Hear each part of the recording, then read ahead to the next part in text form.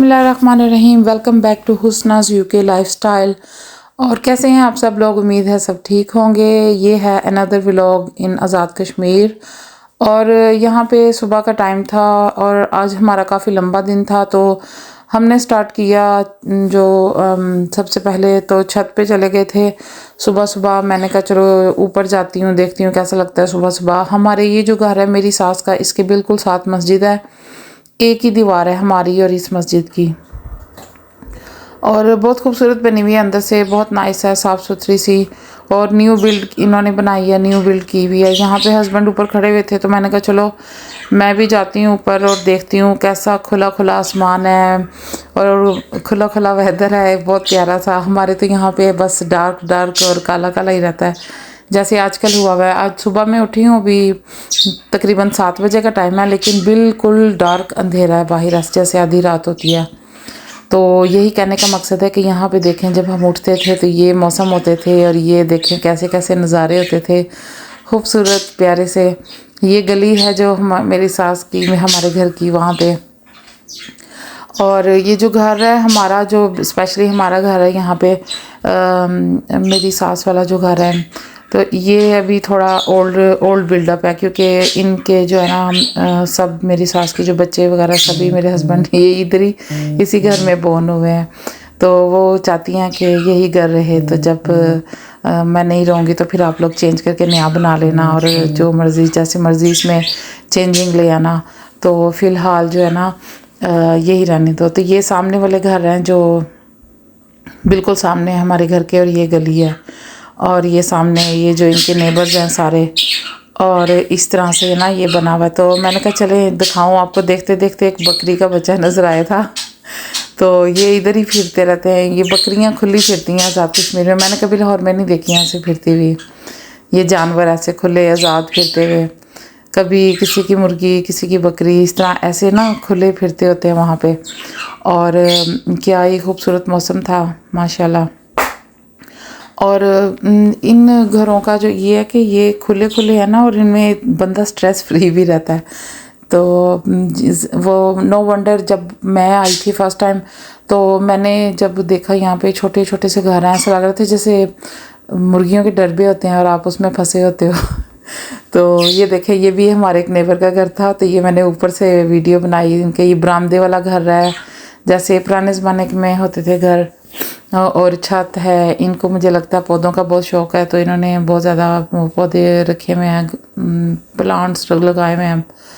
और बस इस किस्म का कोई था, डिफरेंट डिफरेंट घरों के डिफरेंट डिफरेंट नक्शे। तो पाकिस्तान की तो अपनी ही बातें हैं। तो इसके बाद जो है ना ये चना चाट और समोसे मंगवाए थे, जो कि इनके बगैर तो हम रह नहीं सकते। पेट हमारे हो गए ख़राब, सारा कुछ हो गया ख़राब, लेकिन हमने ये ना चस्के बिल्कुल हमने लगा लिए। हमने कहा खैर है, पेट को बाद में देख लेंगे, पहले खा तो लें अब। तो इतनी दूर से टिकट्स खर्च करके आए हैं तो पैसे तो पूरे करें, तो पेट बाद में देख लेंगे। फिर ये देखिए मैंने ये क्या किया, ये तोड़ के ना एक साइड पे चाट डाली हुई है, इमली की चटनी, और साथ समोसा तोड़ के। तो इसके बाद जो है ना मैं दोबारा से ऊपर आई थी, क्योंकि मेरे हस्बैंड ना यहाँ पे लग गए थे गुड्डी उड़ाने, तो मैं फिर ऊपर आ गई दोबारा से।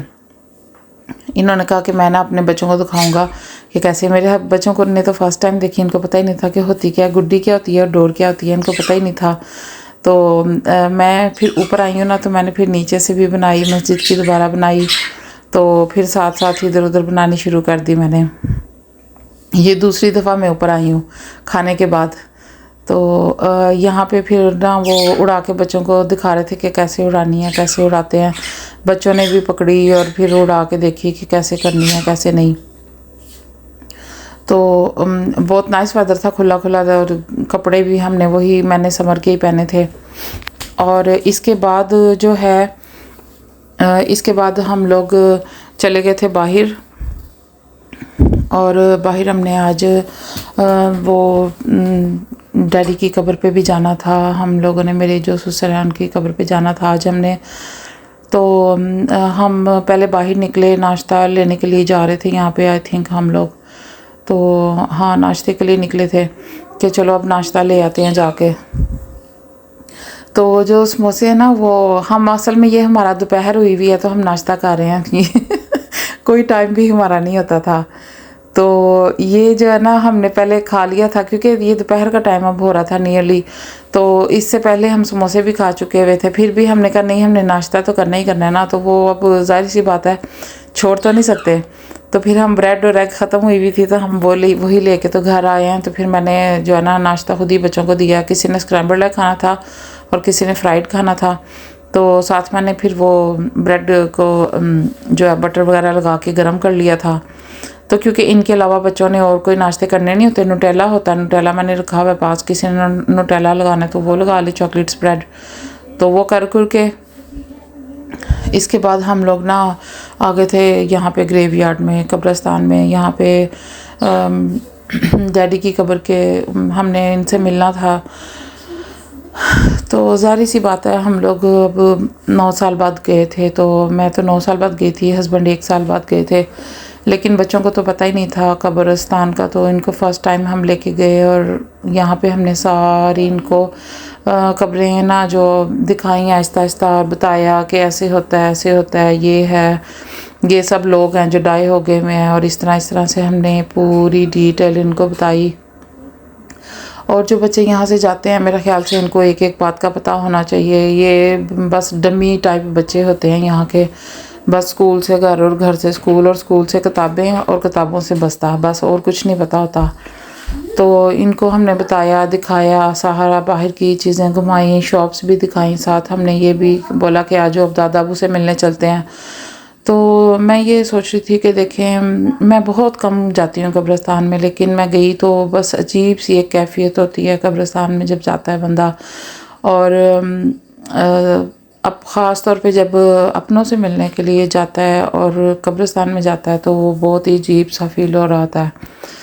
तो यहाँ पे हम घूम रहे थे साथ बच्चों को, इनकी इन्फॉर्मेशन के लिए सारी हमने एक एक कब्र हमने लादा दिखाई कि देखो इस तरह की भी बनी हुई हैं, ऐसे भी हैं, ये नाम लिखे हुए हैं ऊपर, और इस तरीके से बनाई जाती हैं, ऐसे बैरी करते हैं जब डाई हो जाता है तो इंसान, तो इस तरीके से करते हैं।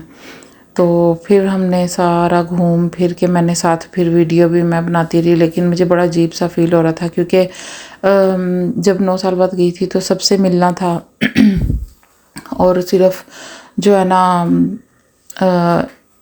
इनके जो डैडी हैं तो वो इनको हम कब्रिस्तान में मिलने गए और बाकी सबसे तो हमने मिल लिया था। तो बड़ा ही अजीब सी फीलिंग थी और समझ नहीं थी आ रही, क्योंकि मेरी आदत है कि मैं अपने बच्चों के सामने कभी नहीं रोती, और मुझे फिर इतना फील हो रहा था कि अब मुझसे स्टॉप भी नहीं हो रहा और मैं करूँगी भी क्या, बच्चे मेरा मुंह देख रहे थे। तो बड़ा ही सैड ये टाइम था हमारे लिए।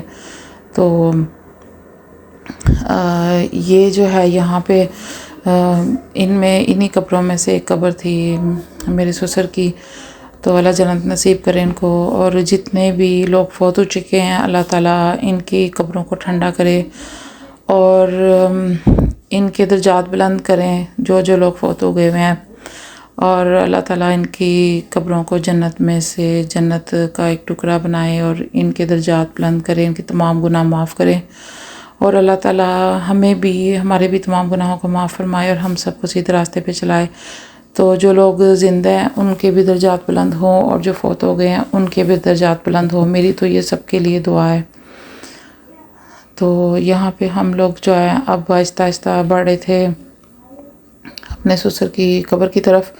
तो यहाँ पे जैसे ही कब्र मिल गई थी तो मैंने फिर वीडियो स्टॉप कर दी थी, बिकॉज़ के मैं अपने इमोशनल बहुत ज़्यादा हो गई थी और अपने इमोशंस को कंट्रोल नहीं कर सकी। आपको वीडियो अच्छी लगी हो तो आप वीडियो को लाइक शेयर और सब्सक्राइब कीजिएगा और मुझे अपनी बहुत सी दुआ में याद रखिएगा। और जो लोग न्यू हैं चैनल को लाइक करें, शेयर करें, सब्सक्राइब कर दें, और मैं आपसे नई नेक्स्ट वीडियो में मिलूँगी, और इसके साथ ही मुझे इजाज़त दीजिए। अल्लाह हाफिज़।